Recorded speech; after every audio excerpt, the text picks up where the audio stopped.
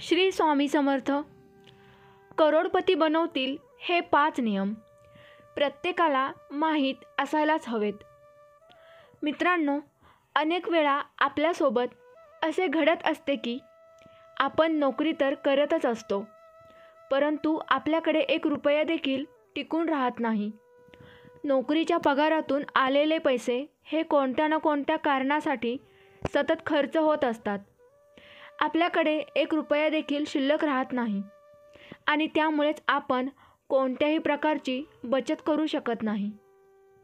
आपण कमवत असतो तर भरपूर, परंतु त्यातली बचत आपल्याकडे 1 रुपया देखील नसते आणि त्यामुळे आपण आपले राहणीमान सुधारू शकत नाही.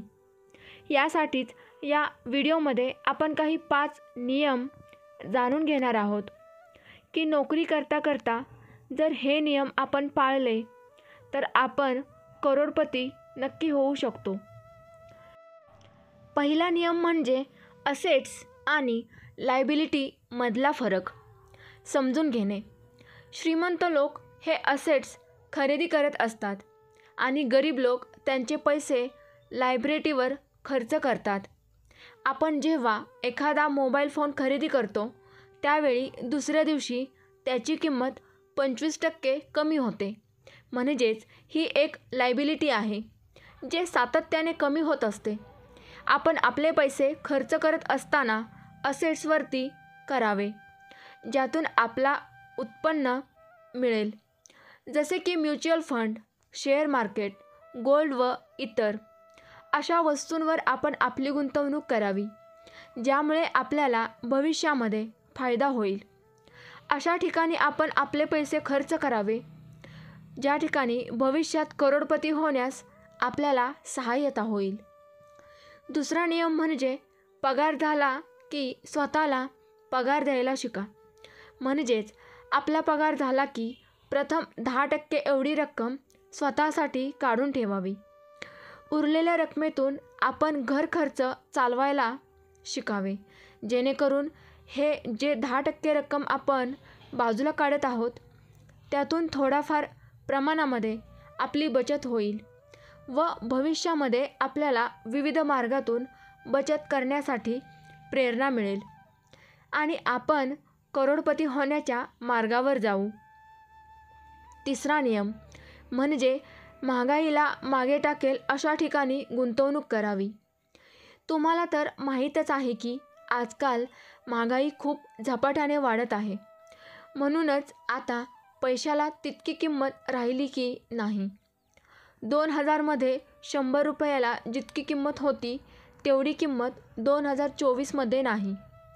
आपल्याला गुंतवणूक करत असताना अशा ठिकाणी करायची आहे की ज्यातून आपल्याला महागाई वाढली तरी त्यातून त्या महागाईप्रमाणेच मोबदला दिला जाईल, जसे की share market, mutual fund, bonds व इतर ठिकाणी.